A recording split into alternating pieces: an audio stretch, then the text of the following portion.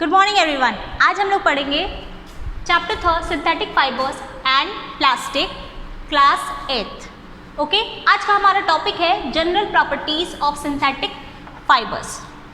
General properties की बात कर रहे हैं और सिंथेटिक फाइबर्स की हम बात कर रहे हैं इस वक्त। तो एक किसी भी फाइबर के लिए दो चीज़ें बहुत ही ज़्यादा इंपॉर्टेंट होती है properties the sense, first is tensile strength and the second one action of water. ये दोनों चीज़ें डिटरमाइन करता है कि किस टाइप का फाइबर एक्चुअली ये है। तो हमारा पहला टॉपिक है इसमें general properties of synthetic fibre में सब टॉपिक है हमारा टेंसाइल स्ट्रेंथ,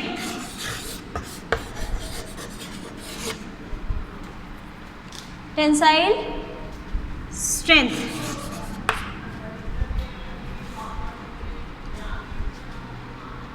ओके, तो हमारा टेंसाइल स्ट्रेंथ में हम बात कर रहे हैं कि होता क्या है। टेंसाइल स्ट्रेंथ का मतलब होता है कि कितना वो स्ट्रॉन्ग है, कितना वेट को बेयर कर सकता है, ये पता करना। सपोज अगर हम बात करेंगे कि कोई भी ऑब्जेक्ट है, अगर हम उसको खींच रहे हैं, हम यहाँ फाइबर की बात कर रहे हैं तो फाइबर की ही बात करें कि फाइबर को हम खींचते हैं तो कितने वेट तक वो खींच जाए। ओके, यानी कि मटेरियल की जो बियरिंग कैपेसिटी है वो कितनी है, उसी को हम लोग बोलते हैं टेंसाइल स्ट्रेंथ।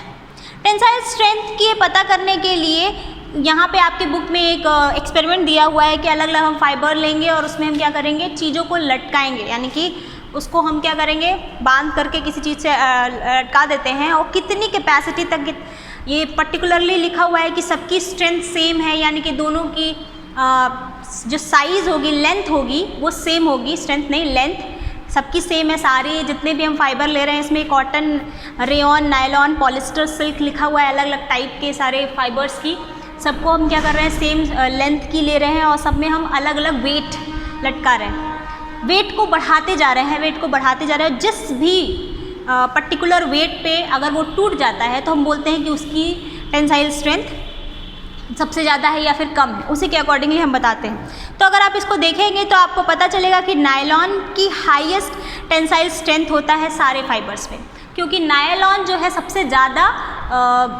टेंसाइल होता है, यानी कि उसकी बियरिंग कैपेसिटी बहुत ज़्यादा होती है, बहुत ही ज़्यादा वो स्ट्रॉन्ग माना जाता है nylon as compare to the other synthetic fibre और नेचुरल ऑल्सो। अगर आप नेचुरल की कंपैरिजन करेंगे सिंथेटिक की, तो सिंथेटिक फाइबर ज़्यादा स्ट्रॉन्ग होगा as compare to the natural one. Okay, और सिंथेटिक फाइबर्स में भी सबसे स्ट्रॉन्गेस्ट माना जाता है नायलॉन। ओके, उसकी हाईएस्ट टेंसाइल स्ट्रेंथ होती है। उसके बाद से हमारा जो दूसरा टॉपिक उठ करके आएगा action of water. Okay,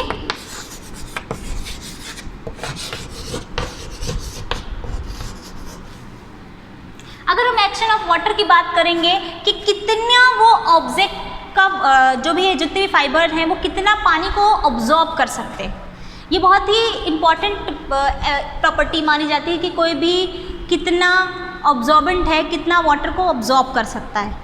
okay, ये बहुत ही क्वाइट इफेक्टिव होता है, कह सकते हो compare to the synthetic fibre. हम बात करें कि नेचुरल फाइबर ज़्यादा इफेक्टिव होता है, यानी कि एक्शन ऑफ वाटर में सबसे ज़्यादा इफेक्टिव नेचुरल फाइबर माने जाते हैं। यहाँ पे हम लोग कह सकते हैं प्रॉपर्टी सिंथेटिक फाइबर की कम होती है। यहाँ पे कहेंगे कि दोनों का कंपेयर करेंगे तो एक पल्ला भारी होगा किसका, नेचुरल फाइबर का। क्यों? क्योंकि जो ऑब्जॉर्बेंट यानी कि पानी को ऑब्जॉर्ब करने की कैपेसिटी नेचुरल फाइबर में ज़्यादा होती है as compare to the synthetic fibre. उसके लिए आपके बुक में एक एक्सपेरिमेंट दिया हुआ है कि हम क्या करेंगे, एक बीकर लेंगे, सबकी एक नहीं, एक मतलब जितने आपको चेक करना है, जितने फाइबर्स की चेक करनी है उतने हम बीकर लेंगे, उसमें सेम कैपेसिटी का वाटर फिल करेंगे, यानी कि सेम कैपेसिटी का बीकर होना चाहिए। सपोज हम बीकर ले रहे हैं 250 ml का। ओके, उसमें हम 200 ml तक सब में हमने क्या किया, वाटर डाल दिया सारे बीकर में। ओके, हम फाइबर लेंगे, फाइबर का लेंथ सब अलग अलग फाइबर लेंगे, जस्ट लाइक आप कॉटन, पॉलिस्टर, रेयॉन, नायलॉन सब ले सकते हैं, और सेम लेंथ की हम साइज़ का फाइबर लेंगे और सब में डिप कर देंगे। कुछ मिनट के लिए छोड़ देंगे ताकि वो सोक करे, पानी को वो ऑब्जॉर्ब करे। सेम टाइम में हम ऑब्जॉर्बेंट डिस्कस करेंगे, पहले हम सेम टाइम ही देखेंगे। फिर उसके बाद से हम क्या करेंगे, सबको निकाल करके हम धूप में ऐसे रख देंगे। जितना वो ऑब्जॉर्ब किया, जितना नहीं किया वो स्पीकर में पड़ा रहेगा। हम क्या करेंगे, उसको धूप में डाल देंगे।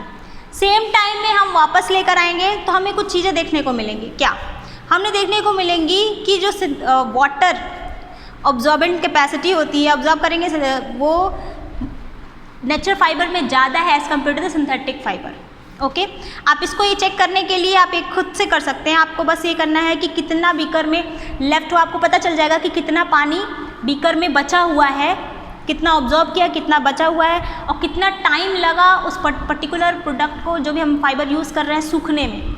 आप इसका खुद से ड्यूरेशन निकालेंगे तो आपको पता चल जाएगा कि सबसे ज़्यादा ऑब्जॉर्बेंट कौन है, नेचुरल फाइबर है, और सूखने में भी उतना ही कम समय लगता है natural fibre as compare to the synthetic fibre. Okay, synthetic fibre को हम सूखने में कह सकते हो कम समय भी लग सकता है, क्योंकि वो ऑब्जॉर्ब नहीं किया है। ओके, पानी को ऑब्जॉर्ब नहीं किया है तो वो सूखने में ऑब्वियसली कम टाइम लेगा, लेकिन वो अगर हम ऑब्जॉर्ब कराने की कोशिश भी करें तो वो पॉसिबिलिटी नहीं है। तो यहाँ पे हम कहेंगे कि जो वाटर ऑब्जॉर्बेंट कैपेसिटी है लेस होगी सिंथेटिक फाइबर में as compare to the natural fibre. Natural fibre best होता है as a form of action of water. आज के लिए बस इतना ही। Thank you and have a nice day.